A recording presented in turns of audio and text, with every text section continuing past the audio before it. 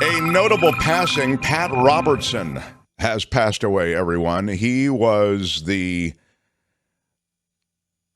I would call him the breakthrough evangelist who brought religion into politics in an extremely aggressive way. The Jerry Falwells and Pat Robertsons of the world changed the arithmetic on the way religion was able to craft political policy. A religious broadcaster who turned a tiny station in Virginia into the global Christian broadcasting network. He was the one during the AIDS crisis who said that blamed gays and said they were going to hell or something. That's right. He was a real nice guy, that one. He blamed gays for the AIDS crisis and for hurricanes, everyone. Mm-hmm. Yeah. You blame gays for hurricanes? This is a word from the Lord, and he's not happy. Yeah, it was the typical stuff. I've talked to the Lord, and let me tell you, he says that they're sinners, and that's why they're being punished. And we're all being punished because of them. But what he did with that, was it the 700 Club? Is that what it was called? I think so, yeah. Yeah. He took that 700 Club and made it it looked like Good Morning America. I mean, he brought like real production value to it, and that became the pulpit from which he was able to spew this hateful stuff. He also was something of a political analyst, and he marshaled a lot of those religious believers into political activists.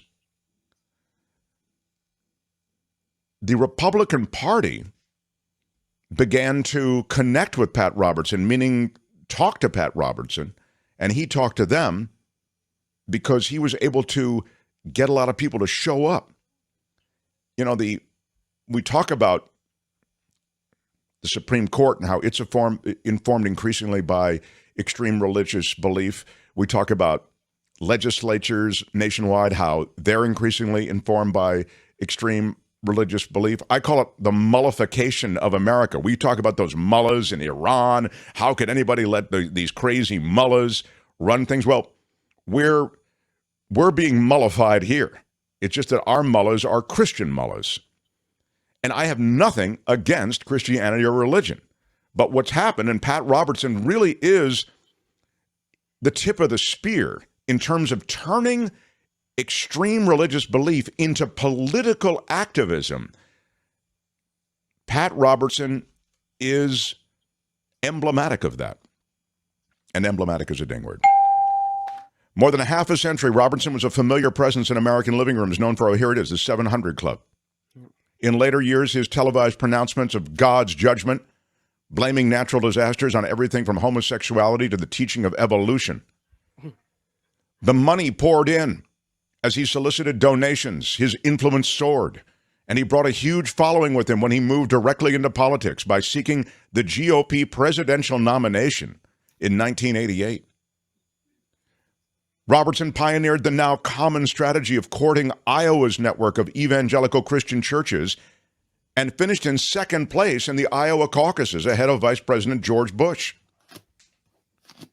His masterstroke was insisting that 3 million followers across the U.S. sign petitions before he would decide to run. The tactics gave him an army, right? You know who those people are, where they are.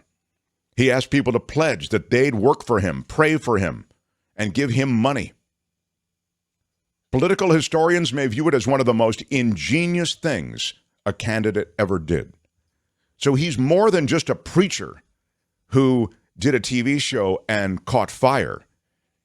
This is what I was talking about. He redirected religion as political activism. He later endorsed Bush in that campaign. And now, pursuit of Iowa's evangelicals is a ritual for Republican hopefuls. In fact, it's very much a part of the conversation now. It's where Mike Pence and the rest of these guys are showing up, right? Iowa. It's a place to get a push, a platform. Elise says, sayonara, sucker. Sayonara, sucker. Yeah, well, there you go.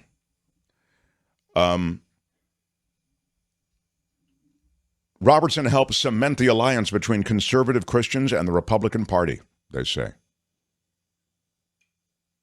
He was born in Lexington, Virginia, and he turned his life into a life of tremendous activism and extreme religious belief and interpretation, right? He went to Yale, got a law degree from Yale. Did you know that, Kim? I didn't know that. No, because he seemed like such a dummy. He failed the bar exam, but a lot of people No do. offense. Oh, Yeah. okay. But a lot of people fail the bar exam. I think they usually go back and take it multiple times, Sure. depending on the state. Sometimes certain states, California has a tough bar exam, for example. New York's got a tough bar exam. But Did he ever retake it? He chose not to pursue a law career. Yeah. How about Instead, that? he decided to be a grifter, right? And Yeah, right. Well, grifting is siphon easier. Social Security checks away Yeah. from little old ladies. I've job. decided I'm not going to go Well into done. law. It was my mistake. My bad. I'm sorry. All right. He got a master's in divinity from New York Theological Seminary. Then he drove south with his family to buy a bankrupt UHF television station. He said that he had just $70 in his pocket, but soon found investors. I mean, who knows if that's the origin story is even real, but that's what he said. They went on the air in 1961, October. CBN, Christian Broadcasting Network, established as a tax-exempt religious nonprofit. Lord. Hundreds of millions of dollars brought into the CBN. They disclosed $321 million in ministry support. That was just in 2022. Hundreds of millions of tax-free dollars. And then you're told how to vote. This is happening in plain sight at CBN on this Pat Robertson network, but it's also happening in churches and synagogues across the country. These divinely connected people, however you view them, priests, preachers, rabbis, whomever they are, they're viewed with great respect. And oftentimes they are marshaling their congregation to vote in a certain way. And yet they have tax-exempt status. It is it's one of the galling things about this country. He had this way of coming off as like this sweet little old man, oh, it's so hello. And then the vitriol that would come spewing out of his face. Horrible. Well, the world's a better Kim, place. you make a really good point. I mean, this is very important. His style was intoxicating. He was a very warm presence. He was a smart guy. He was well educated. He had all of these different guests on. He was sophisticated, might be the word. And as a result of both that style and that sophistication, there was a credibility and a legitimacy to him.